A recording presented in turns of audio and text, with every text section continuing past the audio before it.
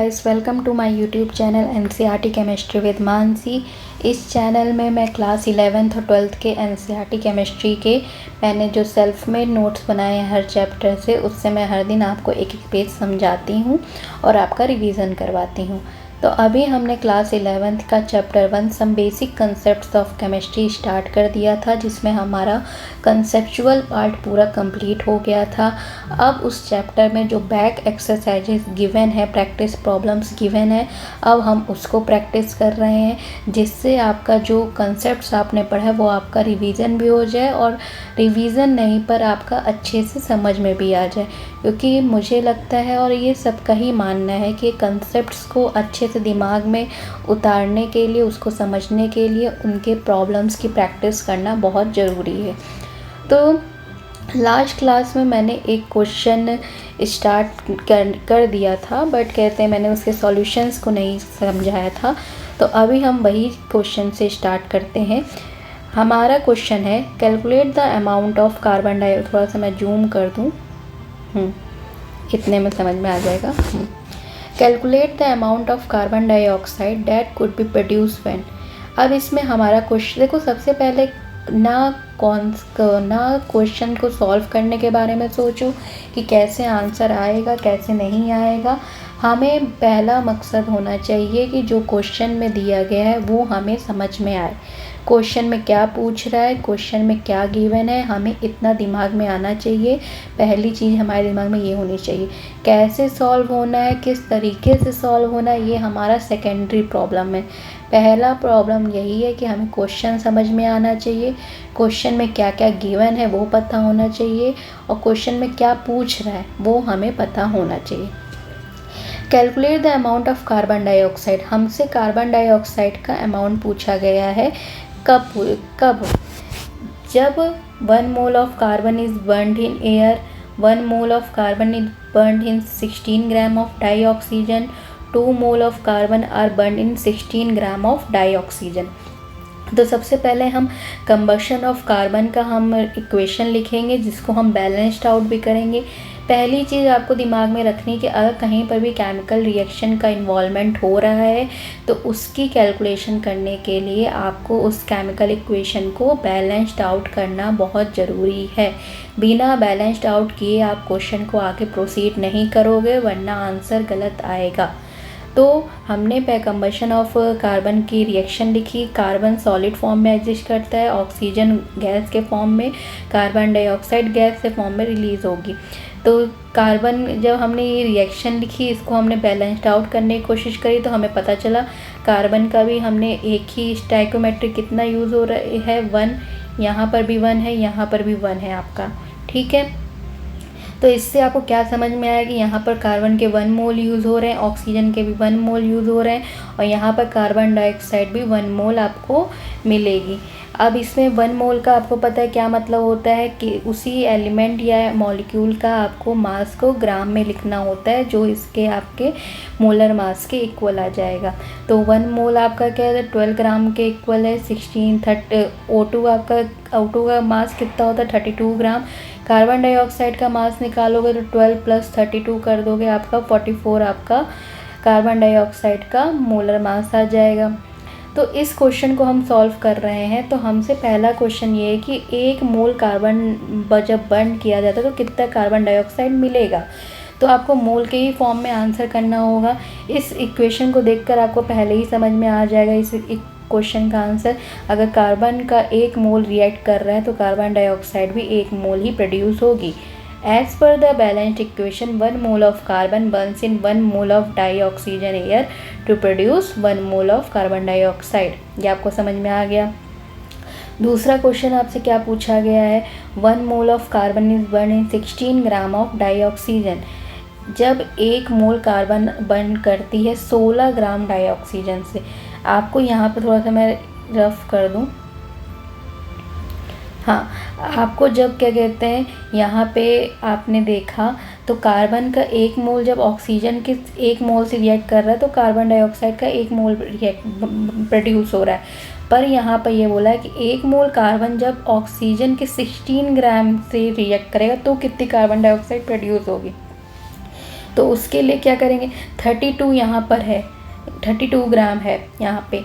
तो आपको पता होगा कि जब 32 ग्राम यहाँ पर 1 मोल को रिप्रेजेंट कर रहा है तो 16 ग्राम उसका क्या कहते हैं हाफ को रिप्रेजेंट करेगा, मतलब कि 0.5 मोल को रिप्रेजेंट करेगा ना।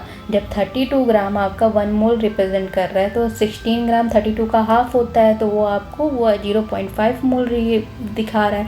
तो डाई ऑक्सीजन जब 0.5 मोल रिएक्ट करता है, डाई ऑक्सीजन के पास जब 16 ही ग्राम अवेलेबल है तो 1 मोल से तो वो रिएक्ट करेगा ही नहीं कार्बन से। आपको लिमिटिंग रीजन में मैंने ये समझाया था कि कार्बन का जितना ऑक्सीजन है प्रेजेंट उतने से ही रिएक्शन होगी।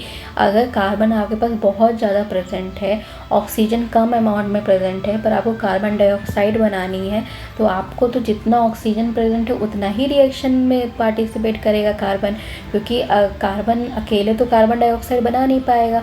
कार्बन डाइऑक्साइड बनाने के लिए आपको कार्बन और ऑक्सीजन दोनों की ज़रूरत पड़ेगी। जब आपको ऑक्सीजन कम अमाउंट में दिया गया है तो कार्बन भी उसी अमाउंट का रिएक्ट कर ही कार्बन डाइऑक्साइड बनाएगा, चाहे आपके पास कार्बन कितना भी ज़्यादा प्रेजेंट क्यों ना हो। तो जब 0.5 मोल डाई ऑक्सीजन प्रेजेंट है तो कार्बन का भी 0.5 मोल कार्बन रिएक्ट करेगा और आपको 0.5 मोल ही आपका कार्बन डाइऑक्साइड प्रोड्यूस होगा। तो 0.5 मोल का जब आप ग्राम में आंसर निकालोगे तो आपका 22 ग्राम कार्बन डाइऑक्साइड रिएक्शन करेगा। और इससे हमें ये पता चलता है कि जो डाई ऑक्सीजन है यहाँ पे वो आपका लिमिटिंग रिएजेंट की तरह बिहेव कर रहा है।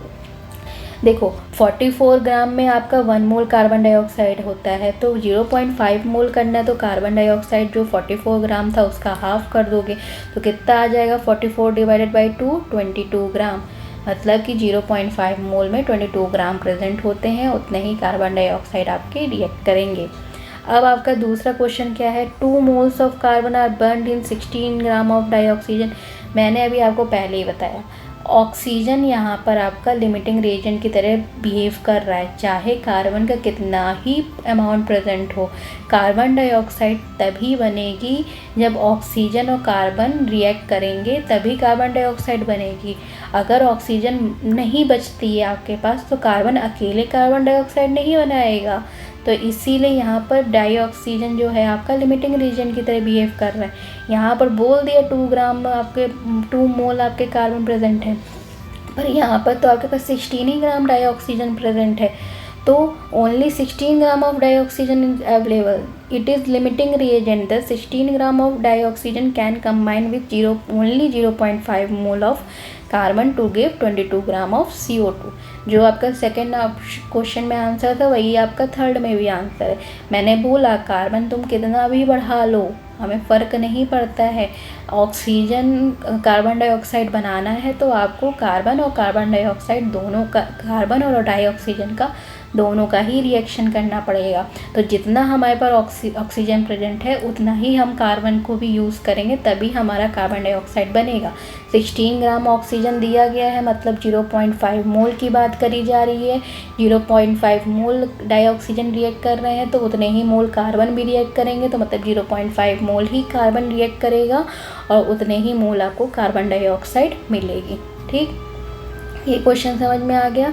अब हम थोड़ा सा दूसरे क्वेश्चन में आते हैं जिसके लिए हम दूसरा कलर यूज़ करते हैं। ठीक है, calculate the mass of sodium acetate. Sodium acetate का फॉर्मूला दिया है, केमिकल फार्मूला CH3COO ये आपका सोडियम एसीटेट का फॉर्मूला होता है। रिक्वायर्ड टू मेक, रुको मैं थोड़ा सा और जूम कर दूँ, हाँ, required to make 500 ml of 0.375 molar aqueous solution, molar mass of sodium acetate is this. ठीक, तो आपको क्वेश्चन में क्या क्या गिवन है, आपको वॉल्यूम गिवन है जो आपको कितना दिया गया है 500 ml। ठीक है, आपको मोलर एक्वस सॉल्यूशन दिया गया, मतलब कि आपको मोलैरिटी बताई। जब मोलर की बात करी जा रही है तो आपको मोलैरिटी बताई, जब मोलर सॉल्यूशन निकल तो आपको मोलैरिटी बोला जाएगा। तो आपको कितना मोलैरिटी कितनी गिवन है, आपको 0.375। मोलर मास आपको गिवन है, कितना गिवन है आपको मोलर मास 82.0245 ग्राम मोल इनवर्स।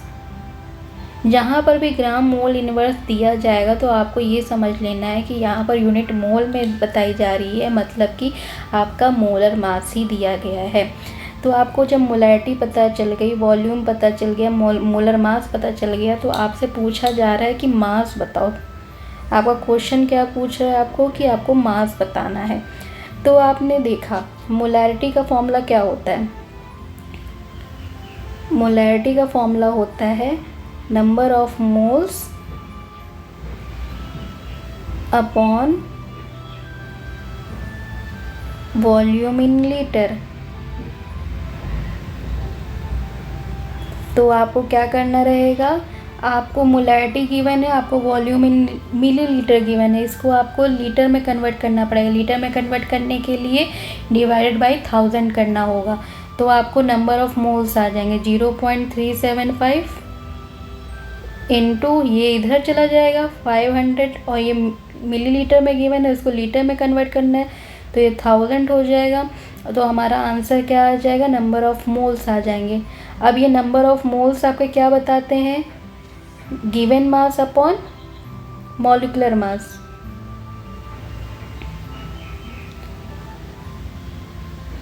मोलर मास भी जिसे कह सकते हैं आप, ठीक है। अब आपका क्या कहते हैं, गिवन मास आपको निकालना है, मास कितना प्रेजेंट है आपका। तो आप क्या करोगे, इसी में मोलर मास को मल्टीप्लाई कर दोगे तो आपका गिवन मास आ जाएगा, मतलब 0.375 इंटू 500, जिसको हमने लीटर में कन्वर्ट किया तो डिवाइडेड बाय 1000। मोलर मास हमारा क्या दिया गया, 82.0245, और यही आपका गिवन मास आ जाएगा। गिवन मास मतलब कि जो मास आपको निकालना है, ठीक। आपको ये चीज़ समझ में आ गई। अभी मैं इसको लैंग्वेज में थोड़ा बता दूँ। देखिए 0.75 m, मतलब m यहाँ पर मोलर सॉल्यूशन दिया है, मतलब मोलैरिटी आपको पता है, aqueous solution of sodium acetate, ये आपको गिवन है यहाँ पे, ठीक। अब आपसे पूछा गया है, अब आपको क्या निकालना है, इसमें आपको निकालना है मास निकालना है क्वेश्चन में आपको। तो आपको जब मोलैरिटी गिवन है, वॉल्यूम गिवन है, तो आप सबसे पहले क्या करोगे, नंबर ऑफ मोल्स निकालोगे। नंबर ऑफ मोल्स निकाल लोगे तो नंबर ऑफ मोल्स जो होता है वो आपका किसके इक्वल होता है, given mass upon molar mass के।